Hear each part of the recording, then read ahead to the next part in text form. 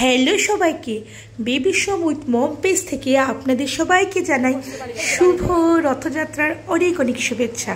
সবাই খুব ভালো থাকবেন। এই যে রবিবার দিনটি রথযাত্রার পাশাপাশি আপনাদের প্রিয় বেবি শোমের যোগা ক্লাস ছিল, তাই বিকেলবেলা 4টার সময় আমরা পৌঁছে গেলাম স্যারের বাসায়।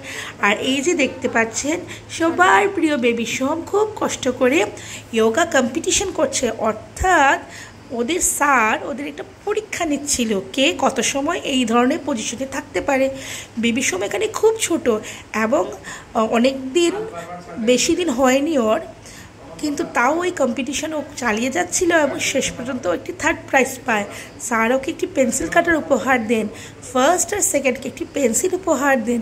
খুব ছোট হওয়া সত্ত্বেও ও খুব তাড়াতাড়ি জিনিসগুলো শিখে নিচ্ছিল, এই জন্য স্যার খুব খুশি হয়েছিলেন ওর উপর। তারপর ক্লাস সেরে আমরা চলে গেলাম একটু রথের মেলা দেখতে। রথের রশি টানা খুব ভাগ্যের ব্যাপার, শ্রী জগন্নাথ মহাপ্রভুর কৃপা থাকলেই রথের রশি টানা যায়। তো আমাদের প্রিয় আপনাদের প্রিয় বেবি শোম দেখুন কি সুন্দর করে রথের রশি টানছে। আর এই যে জগন্নাথ মহাপ্রভু কি সুন্দর করে সেজেছেন, পুরো গাড়িটা কি সুন্দর করে ফুলে ফুলে সাজানো হয়েছে। ভক্তবৃন্দরা খুব সুন্দর করে ওনাকে সাজিয়ে এই যে প্রসেশনে বেরিয়েছে। আর দেখতেই পাচ্ছেন কত মানুষ, কত সুন্দর করে রথের মেলা রশি টানা হচ্ছে। বেবি শোমকে দেখুন একটু হাতে ব্যথা করছে, আবারও রশি টানছে, কিন্তু ও খুব এক্সাইটেড এই ধরনের রশি টানতে পেরে। ও তো জানে না রথের মেলার রশি কি, রথের মেলা কি। তো তারপর আমরা রথের এরকম কি সুন্দর করে রথের মেলা রশি টানলাম। বেবি শোমের পাপাও রথের মেলায় আমাদের সাথে আসলো, কারণ ও তো রথের রশি টানবে না, ওদের কালসুর চলছে, আমি আপনাদের আগেই বলেছিলাম। তো আমি আর বেবি শোম আমরা রথের রশি টানলাম, তারপর আমরা আইসক্রিম খেতে চলে আসলাম। তো এই দেখুন বেবি শোম আইসক্রিম খাচ্ছে, আর আমি আর বেবি শোমের পাপা আমরা খেয়ে নিলাম একটু কাজু বাদাম শেক, মানে বাদাম শেক, এই যে আইসক্রিম শেক আর কি, এই যে দেখতেই পাচ্ছেন। আর এই যে গাড়িটা, এই গাড়িটার মধ্যে বিভিন্ন ধরনের আইসক্রিম শেক এইগুলা নিয়ে এসেছে। গাড়িটির নামও বাদাম শেক, কি একটা শেক লেখা, বাদাম শেক আই থিঙ্ক। এই যে দেখতেই পারবেন, এই যে দেখুন লেখাই আছে বাদাম শেক। তো টেস্টি আইসক্রিম আর টেস্টি শেক খেয়ে আমরা ঘরে চলে গেলাম। তারপর বিকেলবেলায় সাজুগুজু করে আমরা একটা শোরুমে আসলাম। কি করতে?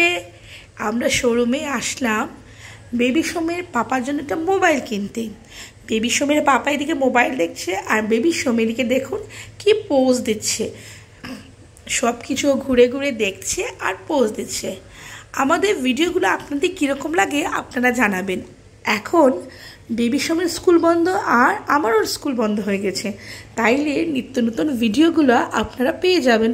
কারণ সময়ের অভাবে কোনো সময় আমি লং ভিডিওসগুলো মানে ব্লগসগুলো দিতে পারি না, শর্টসগুলো দিয়ে যাই, আপনারা দেখেন এবং অনেক প্রচুর ভালোবাসা দিয়েছেন, সেটার জন্য আমাদের পরিবার থেকে আপনাদেরকে অসংখ্য ধন্যবাদ।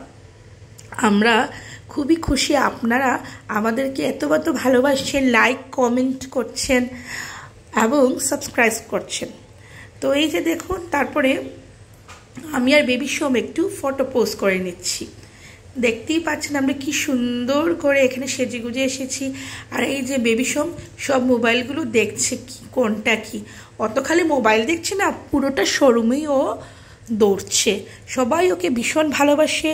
শোরুমে যে দাদারা ছিলেন সবাই ওকে হ্যান্ডশেক করেছে, ওকে ভালোবাসছে, ওকে আদর করছে।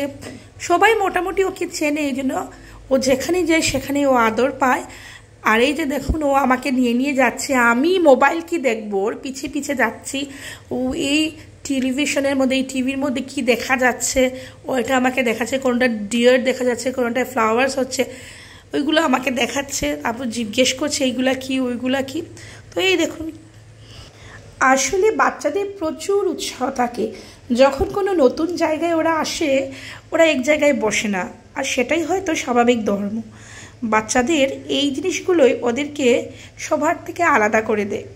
ওদের জিজ্ঞাসু মন নিয়ে ওরা বিভিন্ন জিনিসকে ভালোভাবে পর্যবেক্ষণ করতে পারে, যা আমাদের বড়দের চোখের আড়াল হয়ে যায়।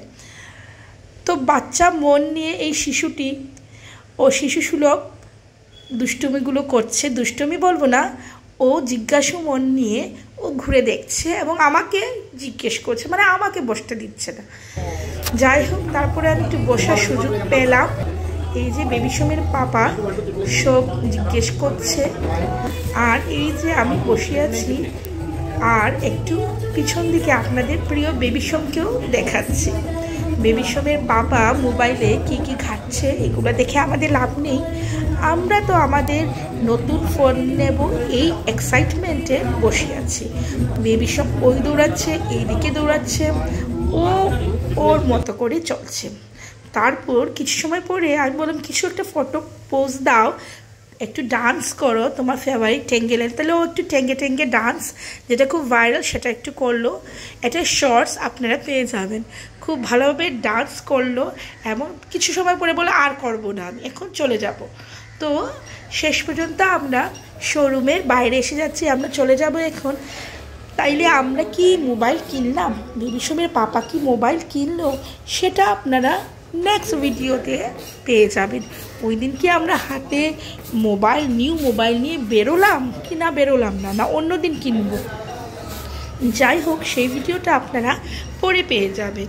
তাইলে এই দেখুন আমরা এখন বেরিয়ে যাচ্ছি, কারণ তখন অনেক রাত হয়ে গেছিলো, 9:30 শোরুম বন্ধ হয়ে গেছে এবং বাকি শোরুমগুলো দেখুন শাটার ফালানো, সব কিছুই মোটামুটি বন্ধ হয়ে যাচ্ছে।